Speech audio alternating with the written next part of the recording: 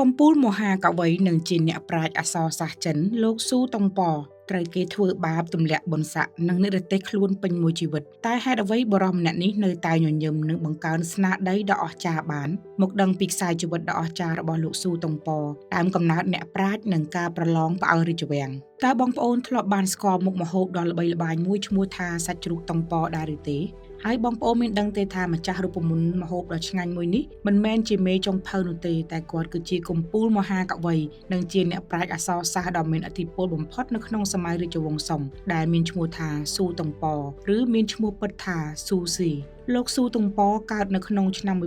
1037នៃគ្រិស្តសករាជនៅក្នុងខេត្តស៊ីឈួនប្រទេសចិនលោកកើតនៅក្នុងត្រកូលអ្នករៀនសូត្រជាន់ខ្ពស់ដោយមានឪពុកនិងប្អូនប្រុសសុទ្ធតែជាអ្នកប្រាជ្ញអក្សរសាស្ត្រដ៏ល្បីល្បាញដោយសារតែមានដុងនិងខួរក្បាលឆ្លាតវៃពីកំណើតតាំងពីអាយុទើបតែ22ឆ្នាំលោកស៊ូតុងប៉បានធ្វើឲ្យផ្អើលពាសពេញរាជវាំងតាមរយៈការប្រឡងជាប់ជាមន្ត្រីជាន់ខ្ពស់ដោយទទួលបានចំណាត់ថ្នាក់ខ្ពស់បំផុតរហូតដល់អធិរាជនិងមន្ត្រីធំៗកោតសរសើរមិនដាច់ពីមាត់ថាគាត់គឺជាគ្រាប់ពេជ្រដ៏កម្រនៃវិស័យអក្សរសាស្ត្រចិនមានចំណេះដឹងខ្ពស់មានស្មារតីស្នេហាជាតិប៉ុន្តែខ្សែជីវិតផ្លូវការរបស់លោកស៊ូតុងប៉មិនបានរលូនដោយការគិតឡើយនៅក្នុងរាជវាំងសម័យនោះមានការផ្លាស់ប្ដូរច្បាប់ទម្លាប់ថ្មីដែលដឹកនាំដោយមន្ត្រីមានអំណាចម្នាក់លោកស៊ូតុងប៉គឺជាមនុស្សត្រង់មានចរិតស្លូតបូតចូលចិត្តនិយាយការពិតនិងការពារប្រជាជនក្រីក្រ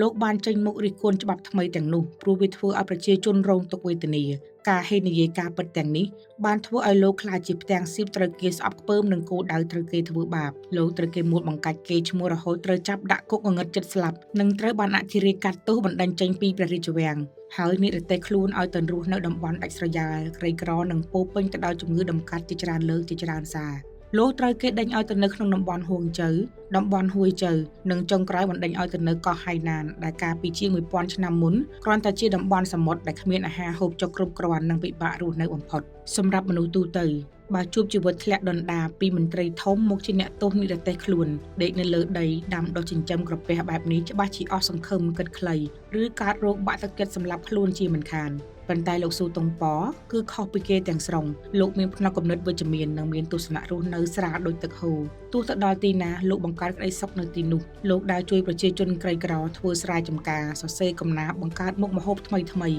និងអង្គុយផឹកស្រាមើលព្រះច័ន្ទយ៉ាងមានក្តីសុខមិនខ្វល់ពីអតីតកាលដ៏រុងរឿងនោះឡើយឆ្លងកាត់ការឈឺចាប់និងការរើសអើងពេញមួយជីវិតលោកស៊ូតុងប៉បានបន្សល់ទុកនូវទស្សនៈមាសដ៏ល្បីល្បាញបំផុតដែលដាស់តឿនចិត្តមនុស្សគ្រប់ជំនាន់ពេលជួបទុក្ខលំបាកថា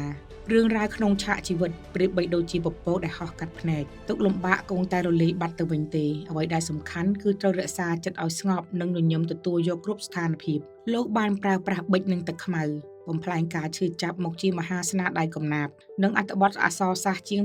2700បទដែលមានឥទ្ធិពលខ្លាំងបំផុតក្នុងវប្បធម៌ចិនលោកបានលាចាកលោកទៅនៅក្នុងឆ្នាំ1111នៃគ្រិស្តសករាជក្នុងជន្មាយុ64ឆ្នាំខ្សែជីវិតរបស់លោកស៊ូតុងប៉បានបង្រៀនយើងថាយើងមិនអាចហាមឃាត់មិនឲ្យអ្នកដទៃធ្វើបាបឬហាមឃាត់ព្រហ្មលិខិតមិនឲ្យលេងសើចក្នុងជីវិតយើងបានឡើយប៉ុន្តែអ្វីដែលយើងអាចគ្រប់គ្រងបានគឺចិត្តគំនិតខ្លួនឯងពេលជីវិតឡើងខ្ពស់កុំឆ្មាំងឆ្មៃពេលជីវិតធ្លាក់ចុះដល់បាតកុំអស់សង្ឃឹមចូលរៀនរស់នៅដោយភាពបត់បែនយកឧបសគ្គធ្វើជាមេរៀនហើយបង្កើតក្តីសុខពីអ្វីដែលយើងមាននៅចំពោះមុខនោះគ្មានទុក្ខលំបាកណាអាចបំផ្លាញយើងបានឡើយ